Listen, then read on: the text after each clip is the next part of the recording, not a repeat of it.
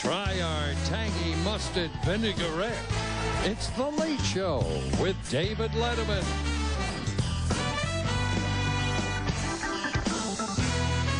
Tonight, Mia Farrow, singer Tim McGraw, and comedian Jimmy Walker.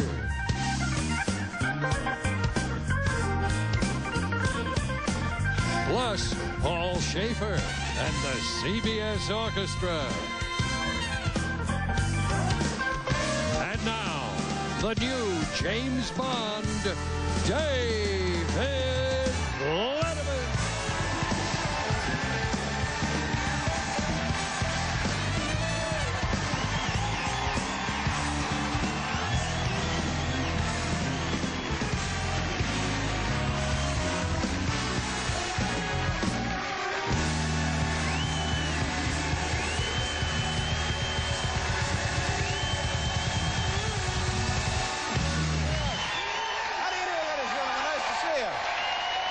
Thank you very much.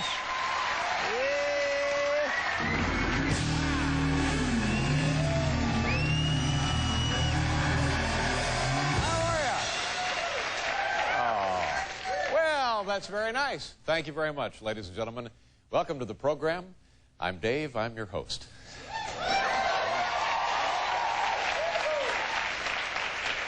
Here's a little true life story from my actual life as I was coming to work today. I had a couple extra minutes to kill, so I did what I often do. I went over into the Gap, one of the many area Gaps in Hood. I was thinking about buying a shirt and some slacks. So I go into the Gap, and there's a guy in the Gap trying on pants. Tries on one pair of pants, takes them off. Tries on another pair of pants, takes them off. Tries on a third pair of pants, takes them off. And finally, I went over to the guy and I said, you know, this place has a dressing room. It was so unbelievable.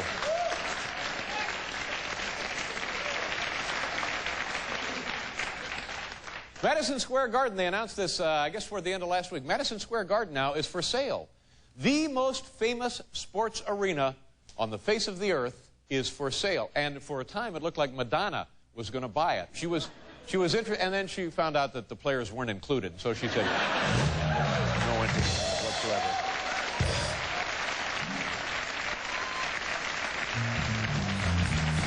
You know, I shouldn't do this because it's just impolite, and I'm nothing if not courteous and polite. I have excellent manners. Have you noticed that about me, Paul? Of course, I've known that about you. I'm a very civilized human being. You are. But you shouldn't talk about people when they're not around. But I want to tell you something. The audience we had in here last night, whoo, sucko.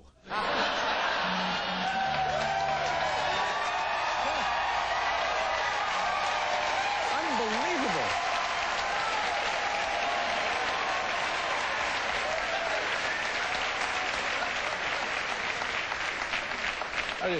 Somebody order a pizza? What the hell is that?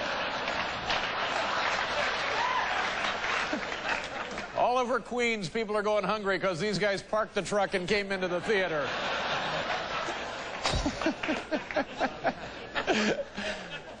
Man, the audience last night was so bad, in the middle of the show, I called Dr. Kevorkian to find out about a group rate. That's just, they were just... Hey, here's good news for CBS, the fine television network we're on each and every night. CBS Evening News with Dan Rather and Connie Chung.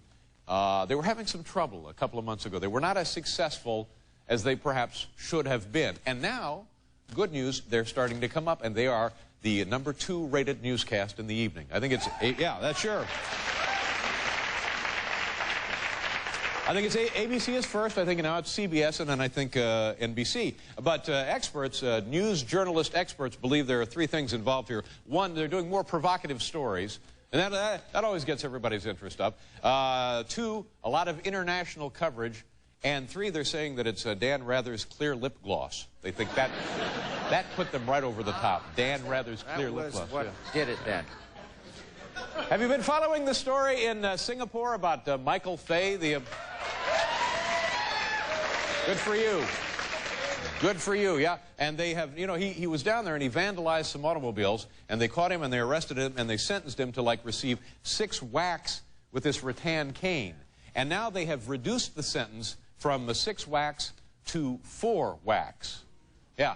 And I didn't know you could do this. He's putting those other 2 whacks on a gift certificate. That is lovely. How about that? It's very nice. Other 2 whacks on a gift certificate.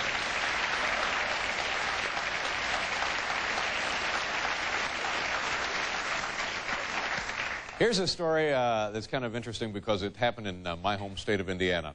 A guy, just like that guy who was trying on pants in the Gap, just a guy. No special guy, it's just a guy in Indiana, is fed up because he spends $47 a month on his cable TV. And that's about what I spend on my cable TV, and I get like 60 channels. Yeah. Go right, like 1 right through 60. And so one day this guy is watching his cable TV, and he's unsatisfied that he's paying like 47 bucks a month. Takes out a shotgun, kaboombo, blows up the television set because he says, there's nothing on. Well, this amuses me because in Indiana, that's your remote control. That's what that is.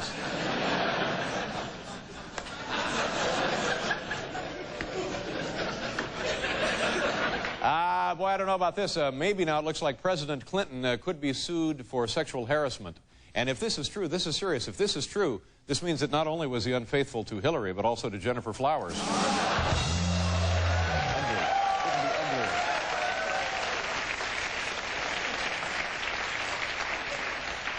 Yesterday, here in New York City, the Rolling Stones announced that they're going back on tour again.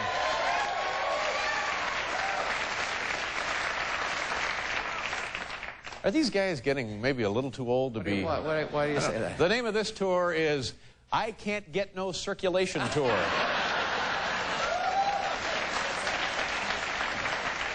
Ladies and gentlemen, we have a wonderful program for you tonight. Mia Farrow is here. Yes, sir. Also, here's an interesting story. A country western singer and a son of Philadelphia Phillies New York Mets pitcher Tug McGraw, Tim McGraw, making his network television debut on the program here tonight. And also Jimmy Walker. Now, say hello to Paul Schaefer.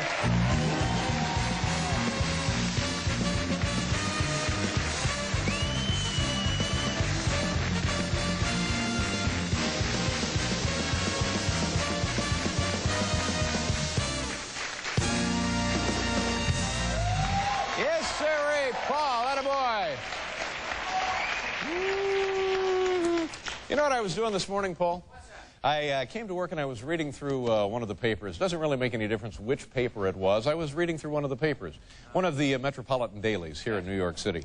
And I get, which is kind of riffling right through one thing, reading. Yeah. I'm a speed reader. I'm a voracious reader. I read everything I get my hands on. I know that. And as I got through, halfway through that first paper, it occurred to me, there's nothing but bad news. Right, isn't it true? Yeah. Now, I'm not the first one to make this observation. I know others have said this before me. But boy, it seems to be never more true than right now. Nothing but bad news. Everything you read about in the television or in the newspaper and everything you see on television, everything you hear on the radio, it's just all bad news. I've noticed that. Yeah, so I found myself being discouraged by the weight of this. And I said to myself, Dave, if you're discouraged, what about the rest of the world? Perhaps everybody else is feeling a little discouraged. Exactly. And that's when it occurred to me that perhaps there is one thing I can do to put a smile on the face of Mr. and Mrs. North America. What's that? Well, all night long on our program right here tonight, we're going to be treating you folks to happy endings.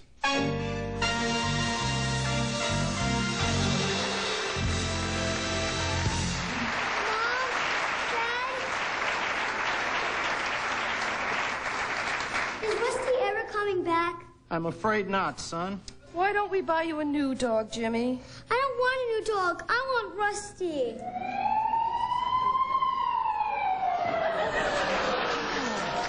Is this your dog? Rusty! Oh, thank you so much.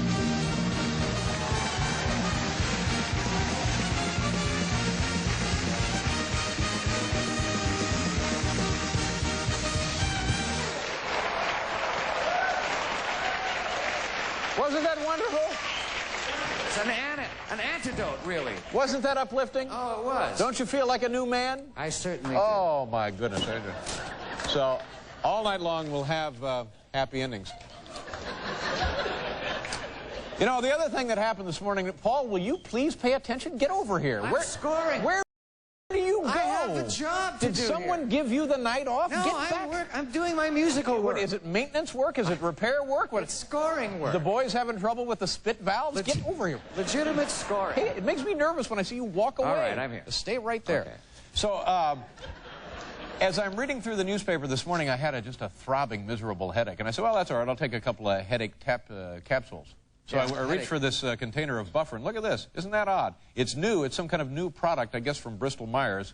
But look at that. I thought this was kind of odd. That's what you see on the new containers of buffer. Look, new caning strain. Caning strain. Isn't that odd? Well, it's current. They keep up with the times. Yeah! I better take two now. Whatever you do, don't walk away from your post. I'll have you shot at sunrise. That's why I'm taking these. You know what we need now? What's that? I think what we need right now, ladies and gentlemen, is another happy ending.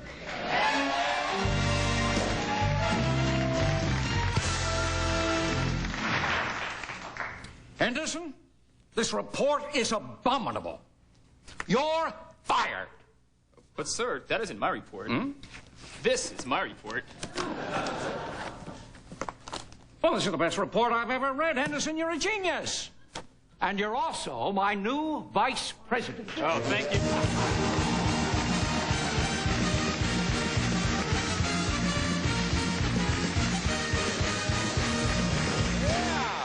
Happy endings. That's great. Gorgeous. Happy endings. Oh, don't get the impression we're finished with the happy endings. No. No, we'll be having them all night long, ladies and gentlemen. We have to do a commercial. When we come back, Mia Farrow will be here. Nice to see you.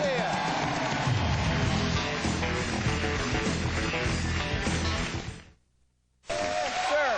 Hi. How are you? You all right?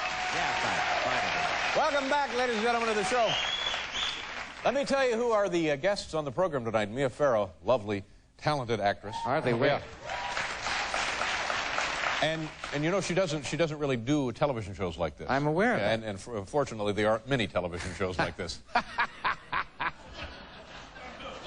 Also, Tim McGraw will be out later, a very successful young country singer and the son of pitcher Tug McGraw with the Phillies and, of course, with the New York Mets. And Jimmy Walker will be on the program. Ladies and gentlemen,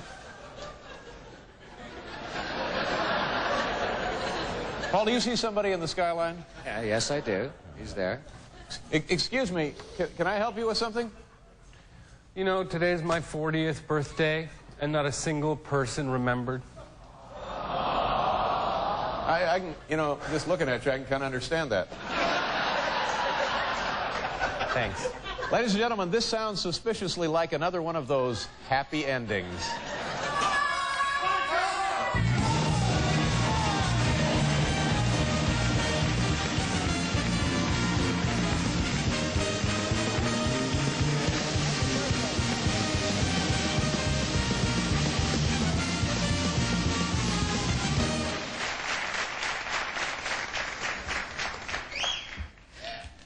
Happy endings. Yeah, lovely. Here, ladies and gentlemen, in my right hand, I have a copy of tonight's top 10 list.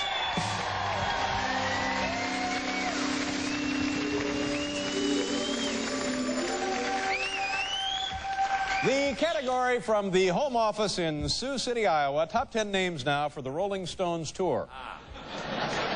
They announced it yesterday. They're going to be traveling all over the world. One of the great rock and roll bands in the history of rock and roll music, the Rolling Stones. And here we now have top 10 names for that upcoming Rolling Stones tour.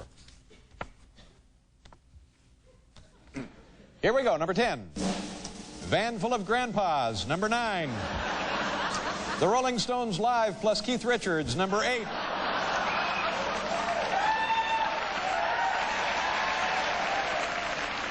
Number 8, Guitar Playing Geezers. Number 7, Brown Sugar and Lots of Bran. Number 6, Meta Music. Number 5, the $140 million in the Bank Isn't Enough tour. Number 4, Cocoon 3. Number 3, Hey You Get Off of My Barca Lounger. Number 2, instruments hooked up to the Clapper tour. And the number 1 name for the Rolling Stones tour, Grumpy Old Man.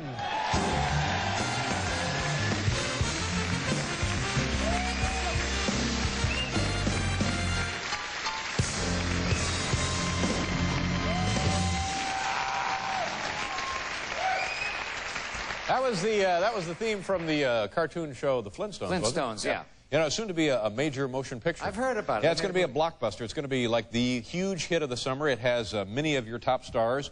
Tom Cruise. He's in it? Yep. Elizabeth Taylor is in it. What does she play? She's just in it. She plays one of them. Okay. And Okay. John Goodman is in it. Yeah, right, he's in it.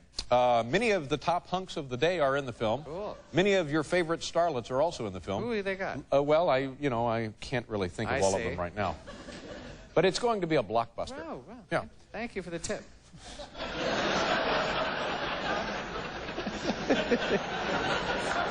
Perhaps you and I will go see it together. Okay. You're on. From what I understand, our first guest tonight has never done an interview show before, and she certainly won't be doing one here tonight, ladies and gentlemen. We're very excited to have her here. She's been in countless great motion pictures, and her latest, entitled Widow's Peak, looks equally good and opens on the 25th of May. Please, a nice warm welcome for Mia Farrow. Mia.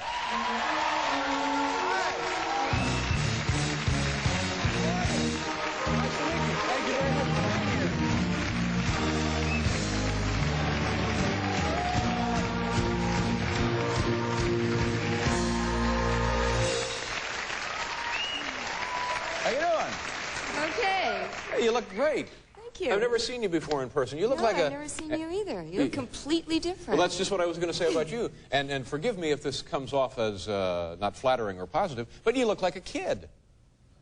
I am a kid. Are you really? No. Well, it's nice to see you here. Thank you. Now, is this what we mentioned there in the little opening, or what we called the introduction, that you have not done, like, talk shows before? Either I've never done it, or I've done it and I've blocked it out. I do that every night. Or maybe somebody told me a vivid talk show experience, and I then have processed it, and I now think it's happened to me. That happens to me sometimes. So I'm not sure, but I don't think I've done it. But it must have, obviously, then people want you to be on every show. I'm sure they all do. Yeah. Sure. And you've avoided that. You've said I managed, no. Yeah. Yeah. And so why do you apparently have more sense than everyone else in show business? It never even occurs to me to do them. Yeah. You know, whole days go by and I don't think of doing them.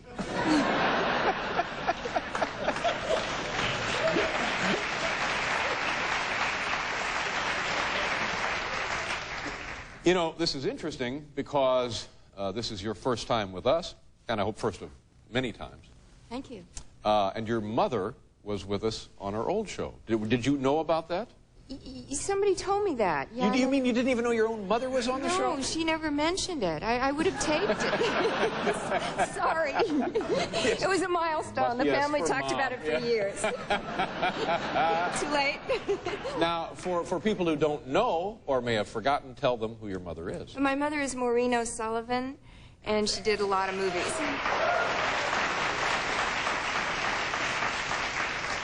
Did a lot of movies. Among them were the Tarzan film. Absolutely. Now, was she in the original batch of Tarzan movies? Because I think there have been several incarnations. She was the main Jane with Johnny the main Jane. Yeah.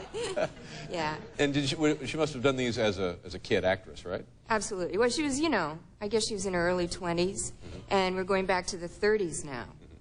She enjoyed that experience? Was she happy being Jane? Who was Tarzan in those days? It was Johnny Weissmuller. Yeah.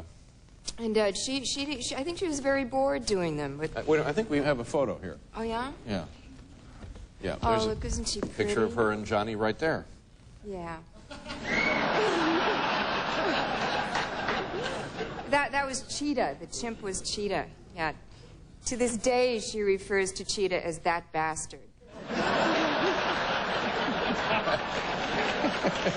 Yeah.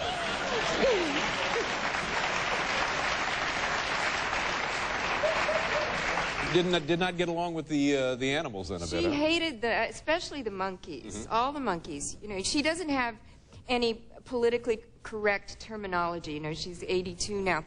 So she said all the monkeys, all of them were homosexuals. And they all adored Johnny Weissmuller, and they were jealous of her and bit her at every opportunity.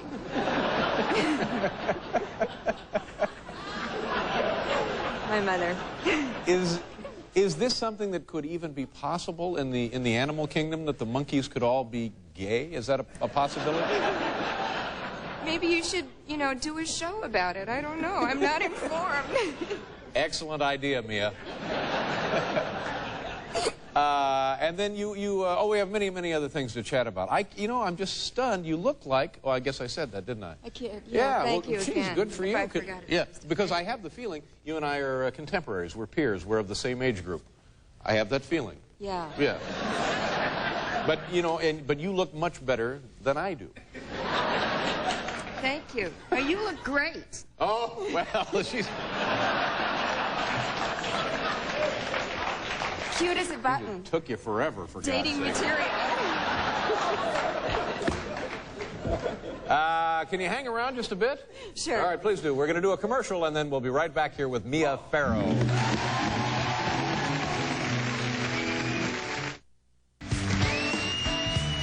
Yes, sir. Hey, how are you? Nice to see you. Mia Farrow is here, Tim McGraw, and Jimmy Walker. Now, I don't know, but I can hope that I know you've had a very difficult year or two. And I just would like to say that I hope you have great happiness ahead of you. Thank you. I hope Thank things you turn out much. very nicely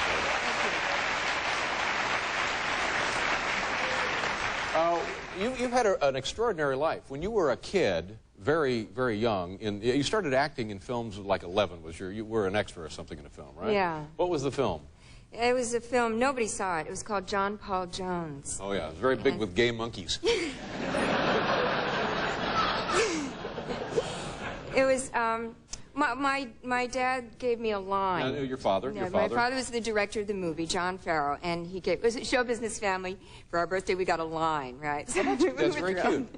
So my line was, "From our petticoats, sir." I remember. From our petticoats. From our petticoats. But I didn't know in what context this line appeared. Well, you see, you have to be careful. I imagined, you know, everything you can imagine when I was 12 or something. My mind is racing now. And I had a costume made for me, you know, and I got on the set, and after like 6 months, I worked with this line and gave it every possible meaning, you know, because depending on what was said ahead, and, you know, I invested everything into this one line, and costume fittings and everything, and I get on this boat, a pretend boat, and we're in Spain, and Robert Stack is playing John Paul Jones, and he says, "Where did you get the material to make this flag?" There's a little flock of women around him, and, you know, and I'm the kid, and I realize I've heard my cue. And right next to me, this woman says, "From our petticoats, sir." Uh-oh. You know, not the way I would have done it at all, and I was so stunned. She had taken my line. Now, how does that happen? She was Robert Stack's wife. Oh. It's a cutthroat business, yes. you know? And did that trigger a hair-pulling cat fight? I just swallowed hard, you know. And then, at an early age, you were married to Frank Sinatra. Right. How old were you when you got married to Frank? Well, we started going together when I was 19, and we got married, maybe I was 20 or 21. Yeah, and how long were you married to Frank? A couple of years. Do you talk to Frank now? Do you keep in touch with him? Yeah. How is Frank? We hear a lot of things that make it sound like things are not very good for him now. Do you talk to him? He's fine now. He's okay? You know, he gets colds and things, but he's fine now. Yeah, I talk to him all the time. You know, sometimes. a couple of times we have thought we were going to have him on the show, and we were all very excited that Frank Sinatra might be here. So Really? if you could slip in a good word. You know, I'm not... He'll never come on this show. Okay, fine, thank you. So you're saying it's a possibility, and we'll look into it. All right. And then also, I'm not sure chronologically if I have this correct. You made a trip, you and your sister, Prudence? Yes. Went to India, was it? India, And what yeah. was the purpose of the trip?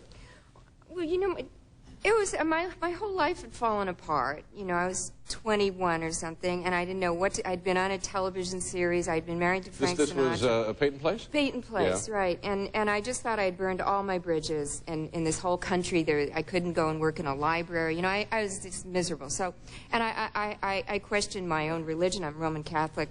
Couldn't find any solace there. So it was the 60s, you know, so my sister was a big meditator, and is, and she said, you know, we'll go to India and we'll look for, you know, inner peace for you with Maharishi in the Himalayas. I thought, you know, sounds good. So...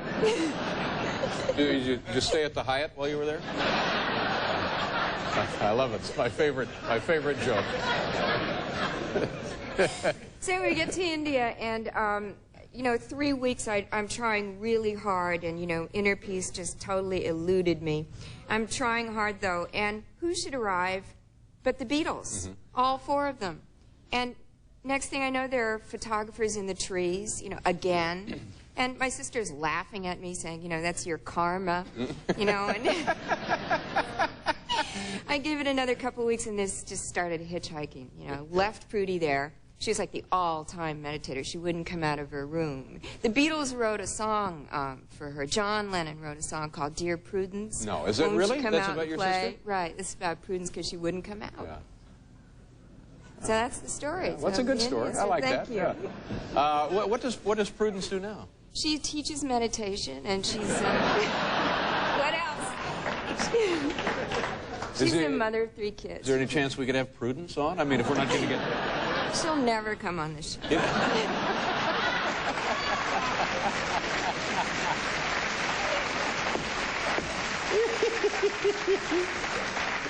The whole family has good sense. I like to see that. And this movie I mentioned to you during the commercial, I happened to see the film this afternoon, and I was delighted by it. It's just a really wonderful, nice piece of work. Tell folks what it's about. I'm so glad you liked it.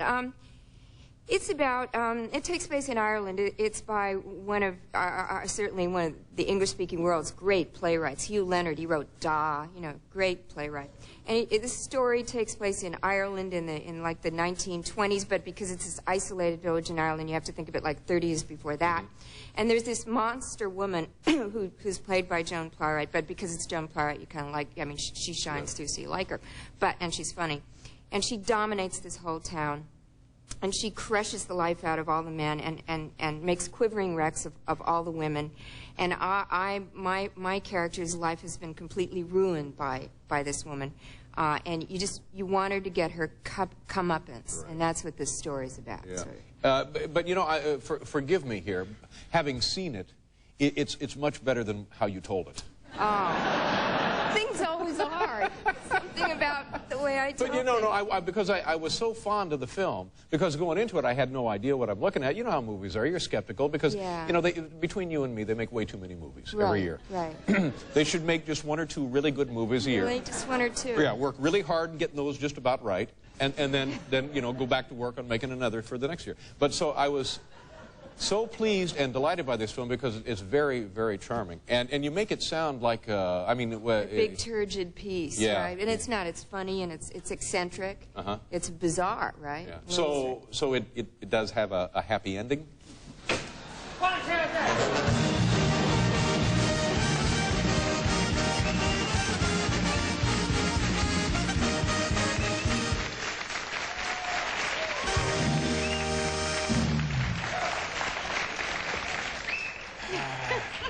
Now no one will come on the show. You know, this is great fun. Thank you. You seem terrific. And Talk show material. Talk show material and more. And God bless you and good luck. And please, think about coming back again. Thank you It was a very pleasure much. meeting you. Thank Mia you. Farrow, ladies and gentlemen. We'll be right back here.